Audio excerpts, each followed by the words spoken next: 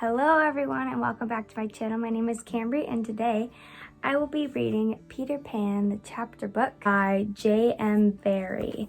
So today is Easter, today is another day, but I'm still wearing the same sweater.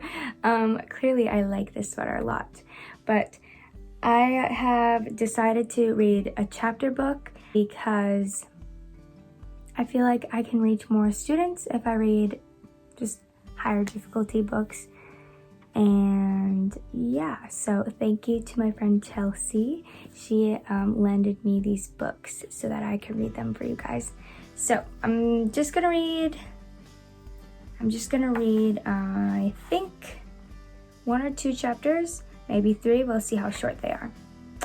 And there are no pictures, so I'm not gonna be holding it like this. So here we go. Chapter 1, Peter breaks through. All children, except one, grow up. They soon know that they will grow up, and the way Wendy knew was this. One day, when she was 2 years old, she was playing in a garden, and she plucked another flower and ran with it to her mother. I suppose she must have looked rather delightful, for Mrs. Darling put her hand to her heart and cried, "Oh, why can't you remain like this forever?" This was all that passed between them on the subject, but henceforth Wendy knew that she must grow up. You always know after you are 2. 2 is the beginning of the end. Of course they lived at 14, and until Wendy came, her mother was the chief one. She was the lovely lady with a romantic mind and such a sweet mocking mouth. Her romantic mind was like the tiny boxes, one within the other, that come from the puzzling East. However, many you discover there is always one more, and her sweet mocking mouth had one kiss on it that Wendy could never get, though there it was, perfectly conspicuous in the right-hand corner. The way Mr. Darling won her was this. The many gentlemen who had been boys when she was a girl discovered simultaneously that they loved her, and they all ran to her house to propose to her, except Mr. Darling, who took a cab and nipped in first, so he got her. He got all of her, except the innermost box and the kiss. He never knew about the box, and in time he gave up trying for the kiss. Wendy thought Napoleon could have got it, but I can picture him trying, and then going off in a passion, slamming the door. Mr. Darling used to boast to Wendy that her mother not only loved him but respected him. He was one of those deep ones who know about stocks and shares. Of course, no one really knows, but he quite seemed to know, and he often said stocks were up and shares were down in a way that would have made any woman respect him. Mrs. Darling was married in white, and at first she kept the books perfectly, almost gleefully, as if it were a game. Not so much as Brussels sprout was missing, not so much as a Brussels sprout was missing, but by and by whole cauliflowers dropped out, and instead of them there were pictures of babies without faces. She drew them when she should have been totting up. They were Mrs. Darling's guesses. Wendy came first, then John, then Michael. For a week or 2 after Wendy came, it was doubtful whether they would be able to keep her, as she was another mouth to feed. Mr. Darling was frightfully proud of her, but he was very honorable, and he sat at the edge of Mrs. Darling's bed, holding her hand and calculating expenses while she looked at him imploringly. She wanted to risk it, come what might, but that was not his way. His way was with a pencil and a piece of paper, and if she confused him with suggestions, he had to begin at the beginning again. "Now don't interrupt," he would beg of her. I have £1.17 here and 2 6 at the office. I can cut off my coffee at the office, say 10 shillings, making 2 9 and 6. With your 18 and 3 makes 397. With 5 naught in my checkbook, I think that's what that check. They spelled check different. It's CHEQUE. Checkbook makes 897. Who is that moving? 897, dot and carry 7. Don't speak. My own, and the pound you lent to a man who came to the door. Quiet, child. Dot and carry. Child. There, you've done it. Did I say 997? Yes, I said 997. The question is, can we try it for a year on 997? Of course we can, George, she cried. But she was prejudiced in Wendy's favor, and he was really the grander character of the two. Remember Mumps? He warned her almost threateningly, and off he went again. Mumps, £1. That is what I have put down, but dare I say will be more like 30 shillings. Don't speak measles, 1 5. German measles, half a guinea, makes 2 15 6. Don't waggle your finger, whooping cough, say 15 shillings. And so on it went, and it added up differently each time. But at last Wendy just got through, with mumps reduced to 12 6, and the two kinds of measles treated as one. There was the same excitement, for John and Michael had even a narrower squeak, say that 7 times, narrower squeak, but both were kept, and soon you might have seen the 3 of them going in a row to Miss Folsom's kindergarten school, accompanied by their nurse. Mrs. Darling loved to have everything just so, and Mr. Darling had a passion for being exactly like his neighbors, so of course they had a nurse. As they were poor, owing to the amount of milk the children drank, this nurse was a prim Newfoundland dog called Nana, who had belonged to no one in particular until the Darlings engaged her. She had always thought children important, however, and the Darlings had become acquainted with her in the Kensington Gardens, where she spent most of her spare time peeping into perambulators, and was much hated by careless nursemaids, whom she followed to their homes and complained of to their mistresses. She proved to be quite a treasure of a nurse. How thorough she was at bath time, and up at any moment of the night if one of her charges made the slightest cry. Of course her kennel was in the nursery. She had a genius for knowing when a cough is a thing to have no patience with, and when it needs stocking around your throat. She believed to last day in old-fashioned remedies like rhubarb leaf, and made sounds of contempt over all this newfangled talk about germs and so on. It was a lesson in propriety to see her escorting the children to school, walking sedately by their side when they were well behaved, and butting them back into line if they strayed. On John's footer days, she never once forgot his sweater, and she usually carried an umbrella in her mouth in case of rain. There was a room in the basement of Miss Folsom's school where the nurses waited. They sat on forms while Nana lay on the floor, but that was the only difference. They affected to ignore her as of an inferior social status to themselves, and she despised their light talk. She resented visits to the nursery from Mrs. Darling's friends, but if they did come, she first whipped off Michael's pinafore and put him into the one with blue braiding, and smoothed out Wendy and made a dash at John's hair. No nursery could possibly have been conducted more correctly, and Mr. Darling knew it, yet he sometimes wondered uneasily whether the neighbors talked. He had his position in the city to consider. Nana also troubled him. Okay, I need my reading glasses. Where are they? This should be fun. I'm gonna pause. Okay, we are back with the reading glasses. My vision's kind of blurry today, and I do not know why. Nana also troubled him in another way. He had sometimes a feeling that she did not admire him. I know she admires you tremendously, George, Mrs. Darling would assure him, and then she would sign to the children to be specially nice to her father. Lovely dances followed, in which the only other servant, Liza, was sometimes allowed to join. Such a midget she looked in her long skirt and maid's cap, though she had sworn when engaged that she would never see 10 again. The gaiety of those romps, and gayest of all, was Mrs. Darling, who would pirouette so wildly that all you could see of her was the kiss, and then if you had dashed at her, you might have got it. There never was a simpler, happier family until the coming of Peter Pan. Mrs. Darling first heard of Peter when she was tidying up her children's minds. It is the nightly custom of every good mother, after her children are asleep, to rummage in their minds and put things straight for next morning, repacking into their proper places the many articles that have wandered during the day. If you could keep awake, but of course you can't, You would see your own mother doing this, and you would find it very interesting to watch her. It is quite like tidying up drawers. You would see her on her knees, I expect lingering humorously over some of your contents, wondering where on earth you had picked this thing up, making discoveries sweet and not so sweet, pressing this to her cheek as if it were as nice as a kitten, and hurriedly stowing that out of sight. When you wake in the morning, the naughtiness and evil passions with which you went to bed have been folded up small and placed at the bottom of your mind, and on the top, beautifully aired, are spread out your prettier thoughts, ready for you to put on.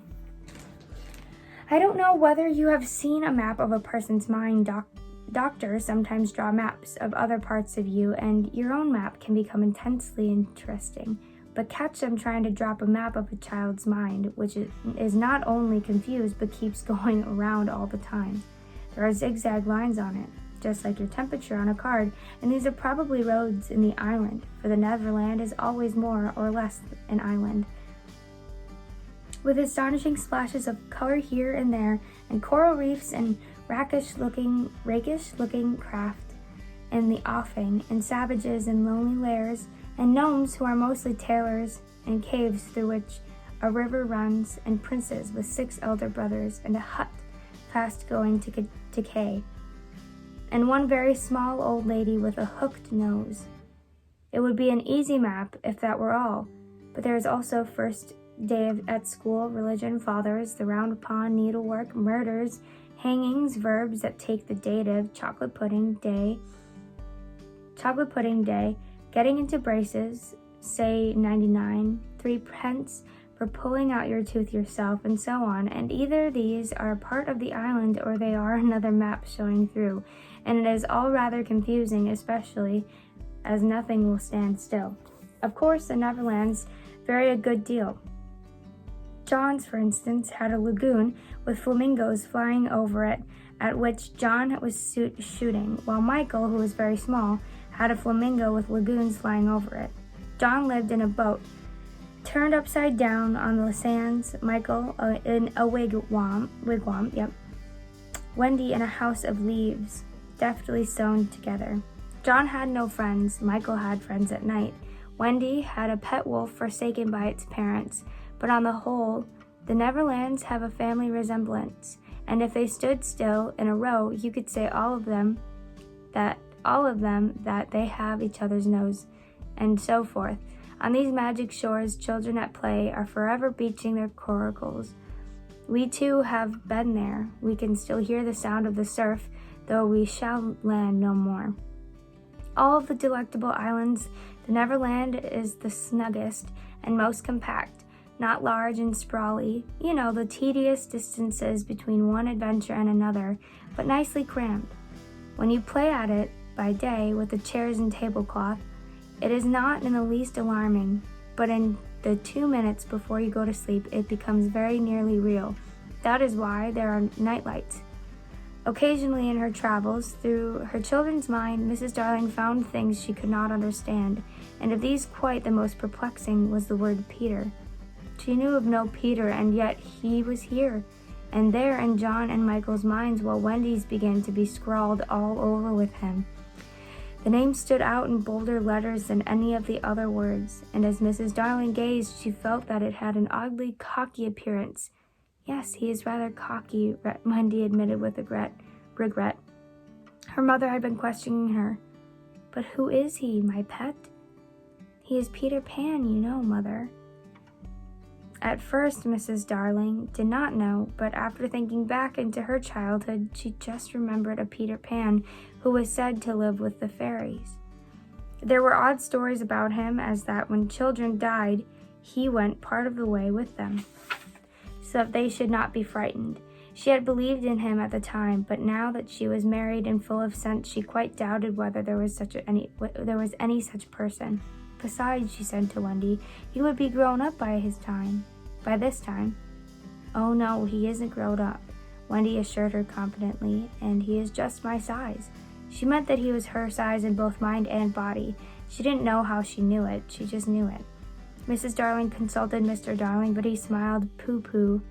Mark my words, he said, and it is some nonsense Nana has been putting into their heads, just the sort of idea a dog would have. Leave it alone and it will blow over. But it would not blow over, and soon the troublesome boy gave Mrs. Darling quite a shock.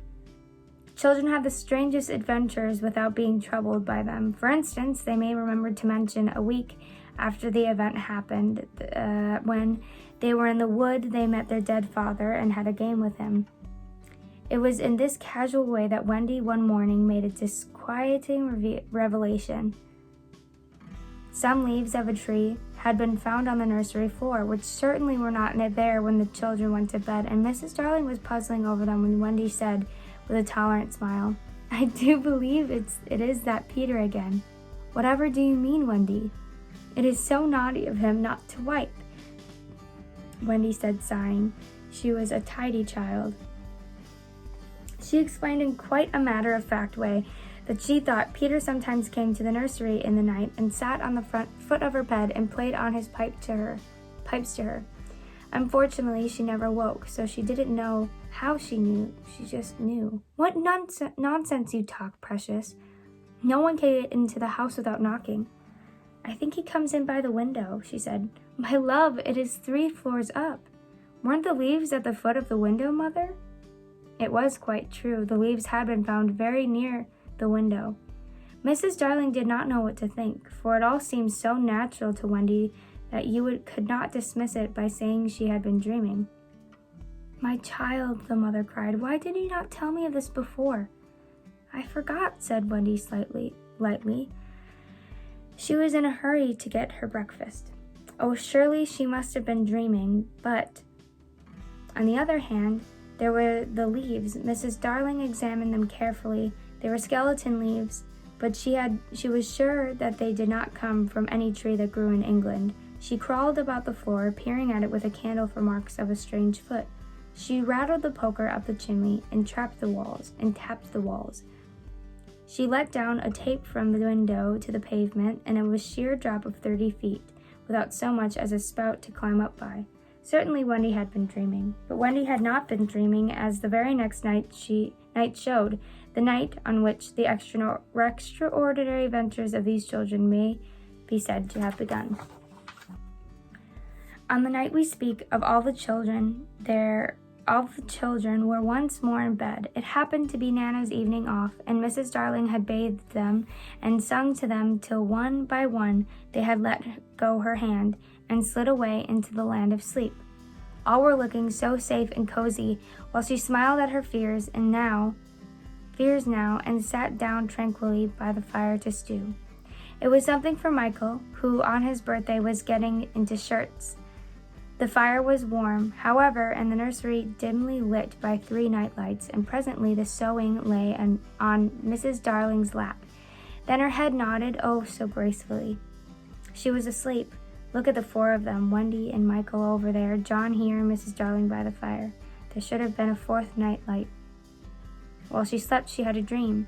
She dreamt about the Neverland had come to her, that the Neverland had come too near. While she slept, she had a dream. She dreamt that the Neverland had come too near, and that a strange boy had broken through from it. He did not alarm her, for she thought she had seen him before, in the faces of many women who have no children. Perhaps he is to be found in the faces of some mothers also, but in her dream he had rent the film that obscures the Neverlands, and she saw Wendy and John and Michael peeping through the gap. The dream by itself would have been a trifle, but while she was dreaming, the window of the nursery blew open, and a boy did drop on the floor. He was accompanied by a strange light, no bigger than your fist, which darted about the room like a living thing, and I think it must have been this light that wakened Mrs. Darling. She started up with a cry and saw the boy, and somehow she knew at once that it was Peter Pan. If you or I or Wendy had been there, we should have seen that he was very like Mrs. Darling's kiss. He was a lovely boy, clad in skeleton leaves and the juices that ooze out of trees, but the most entrancing thing about him was that he had all his first teeth. When he saw she was a grown-up, he gnashed the little pearls at her.